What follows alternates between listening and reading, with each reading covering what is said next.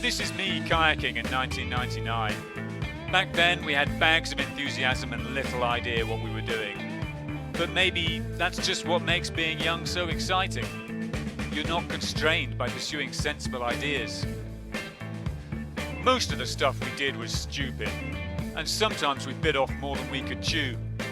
But occasionally we did something amazing just because we didn't stop to think about it. As you get older, you have to hold on tight to that childish joy and imagination. That's harder than it sounds. Life takes over. One day you're a crazy guy surfing, the next you're a manager in an IT firm and married with a kid. This guy's got 3. I've managed to hold on to that childish hunger for adventure. That's me on my wedding day, aged 39. But I'm getting ahead of myself. Let's get back to the start. For me, it all began with river play. Nothing sums up kayaking like the joy of surfing a wave. When you're surfing a big wave, you can feel tons of water passing under your heels, making the boat shudder. For me, what makes kayaking truly special is that you feel nature physically hit you. Sometimes you're fighting against it, sometimes you let it carry you, but you're always sensing that power and trying to manage it as best you can. It could put you where you want to go, it could throw you like a rag doll.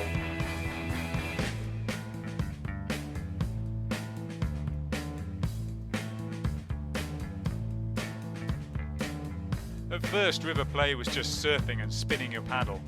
Then we learned to get the boat on end. Gradually we began linking one end to the next. Sometimes I'm not sure whether we were playing or just letting the river throw us around. We melted and crushed old boats to make them smaller, but it got easier when I bought a boat that someone else had designed.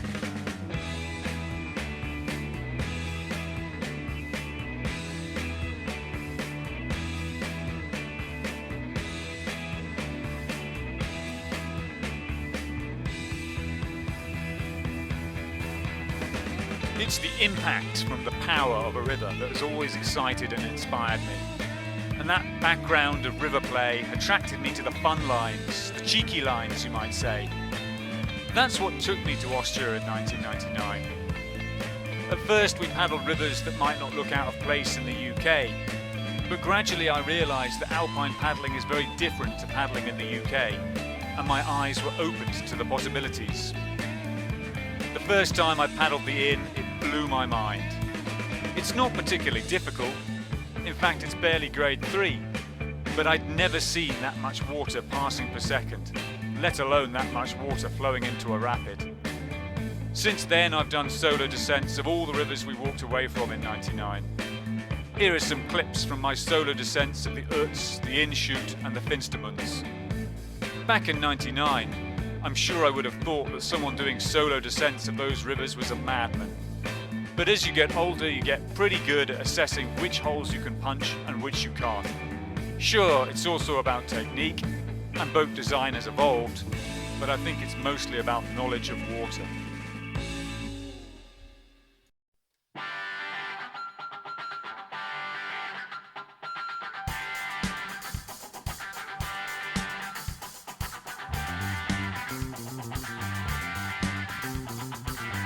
Okay, we've moved on to Italy and we're on the Grand Evier, and we've got 22-year-old Robin versus 42-year-old Robin. Here comes 22-year-old Robin. He's paddling in low water and he's opted for the dirty slide. He's not gone off straight, he's off balance, now he's desperately bracing, and that's made him drift towards the wall. He's trying to paddle away from the wall in a rather half-hearted manner. He's got a bit too close, consequently he's bracing again, but I suppose he's made the line. Here comes 42-year-old Robin, it's high water, he's solo, no slide option this time, so he has to punch the hole. He's aiming for the V, and yes, he's hit the weakest spot, perfect. Now he's angling his boat to the right to avoid the wall, well anticipated. Here comes 22-year-old Robin at low water, he has no option but to melt down into this dirty slot, and yes, he couldn't avoid the capsize. It's taking him a while to roll up, but he's okay. Here comes 42-year-old Robin. At higher water, the drop is much wider and he can move on the right. But that's a bit too much angle, that's cost him momentum and he's bracing. But he's done enough to get through and he's made the eddy. Here comes Carl down the final rapid. He's got to boof the hole to get through. He's drifting into it, no boof stroke, and he's stuck in the hole. Dig deep, Carl, claw your way out of there, and that big left arm has got him out and he's safe. Right, Carl, it may be 20 years too late, but that is the boof stroke you needed. Big right-hander, and 42-year-old Robin is straight through. One final boof, close to the rock, and you're done.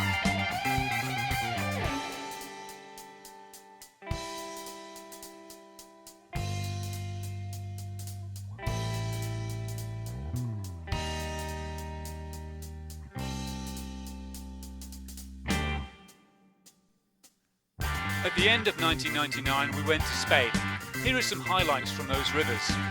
Our paddling isn't great, but you can see we're getting better. We're approaching rapids at the right angle to put us in a good position. You can tell we're thinking about what's coming. We're trying to link each move to the next. That means we're maintaining our momentum down the rapid, and there's less frantic bracing and rolling.